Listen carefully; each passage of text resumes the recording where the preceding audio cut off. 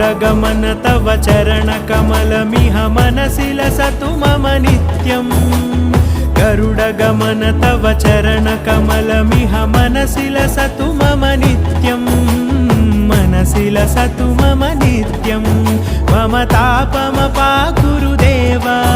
मम पापमपाकुरु देवा मम तापमपाकुरु देवा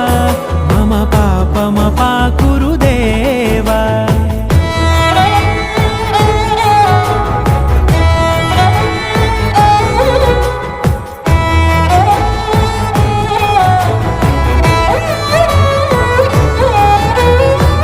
जनयन विधि नमुचिहरण मुख विबुध विनुत पद पद्मा